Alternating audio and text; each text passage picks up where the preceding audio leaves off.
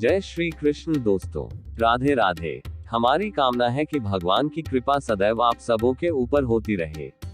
आगे बढ़ने से पहले आपसे विनती है कि यह आपका ही चैनल है, इसे आप सब्सक्राइब कर ले। आपको बता दें कि योगिनी एकादशी आने वाली है। निर्जला एकादशी और देवशयनी एकादशी के बीच पड़ने वाली एकादशी को योगिनी एकादशी कही जाती है। यह एकादशी आषाढ़ महीने के कृष्ण पक्ष में और अंग्रेजी कैलेंडर के जून या जुलाई महीने में पड़ती है। योगिनी एकादशी इस साल 14 जून को पड़ रही है। ऐसी मान्यता है कि योगिनी एकादशी का व्रत उपवास करने से भगवान विष्णु शीघ्र प्रसन्न होते हैं। उनकी कृपा से अनजाने में किए हुए सारे पापों का नाश होता है, साथ ही जीवन में व्याप्त दुख और संकट दूर हो जाते हैं। सनातन शास्त्रों में वर्णन है कि योगिनी एकादशी का व्रत करने से 88,000 ब्राह्मणों को भोजन कराने के समान फल की प्राप्ति होती है। तो आइए जानते हैं योगिनी एकादशी का महत्व व पूजा विधि। ज्योतिषाचार्यों के अनुसार आषाढ़ कृष्ण पक्ष की एकादशी तिथि की शुरुआत 13 जून सुबह 9:30 बजे से हो रही है और ये तिथि 14 जून को सुबह 8:28 पर संपन्न हो रही है। इसलिए उद्या तिथि में योगिनी एकादशी का व्रत 14 जून बुधवार के दिन रखा जाएगा।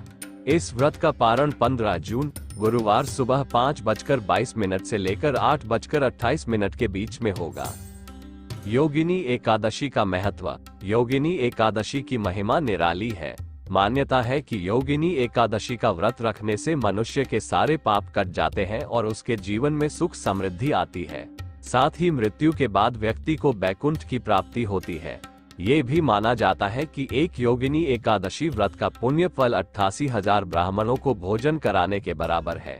खास बात यह है कि एकादशी का पारण हरिवासर के बाद द्वादशी की तिथि के भीतर कर लेना चाहिए, वरना ये भी पाप कर्म समझा जाता है। योगिनी एकादशी व्रत की पूजा विधि। योगिनी एकादशी के दिन 14 जून को सुबह उठकर स्नान करें और स्वच्छ वस्त्र धारण कर एकादशी व्रत का संकल्प लें। आषाढ़ कृष्ण एकादशी के दिन घर के मंदिर में पूजा कर रहे हैं तो इससे पहले एक वेदी बनाएं, उसे गंगाजल से शुद्ध करें। इसके बाद वेदी पर सप्त धान्य जैसे उड़द, मूंग, गेहूं, चना, जौ, चावल और बाजरा रखें। इसके बाद 5 या 11 की संख्या में आम या अशोक के पत्ते में से जो भी सुलभ हो कलश में रखकर वेदी पर रख दें। अब वेदी पर भगवान विष्णु की मूर्ति या प्रतिमा स्थापित करें। इसके बाद भगवान विष्णु को पीले फूल, मौसमी फल और तुलसी की दल चढ़ाएं। अगरबत्ती या धूप बत्ती जलाएं और भगवान विष्णु की आरती करें।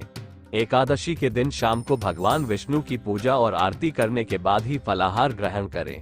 रात को सोने के बजाय भजन कीर्तन करते हुए जागरण करें। इसके बाद द्वादशी तिथि की सुबह पूजा पाठ करने के बाद किसी ब्राह्मण को भोजन कराएं और उसे दान दक्षिणा से संतुष्ट कर विदा करें। ब्राह्मण को विदा करने के बाद अपना खुद का भोजन बनाकर और खाकर व्रत पूरा करें। एक प्राचीन कथा के अनुसार अलकापुरी में कुबेर नाम के राजा राज्य करते थे।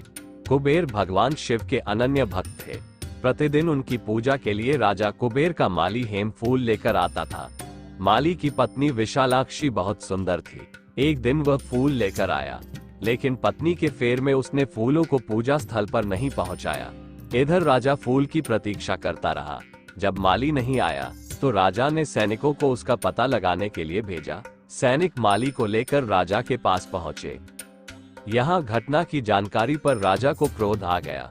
उसने हेम को कोढ़ी होने का श्राप दे दिया और पत्नी वियोग सहने का भी अभिशाप दिया। इसके प्रभाव से हेम भटकने लगा और एक दिन मार्कंडेय ऋषि के आश्रम जा पहुंचा। ऋषि ने अपने योग बल से उसके दुखी होने का कारण जान लिया। तब उन्होंने हेम को योगिनी एकादशी का व्रत करने की सलाह दी। हेम ने ठीक वैसा ही किया और व्रत के प्रभाव से हेम का कोढ़ दूर हो गया। वहीं मृत्यु के बाद उसे मोक्ष की प्राप्ति हुई।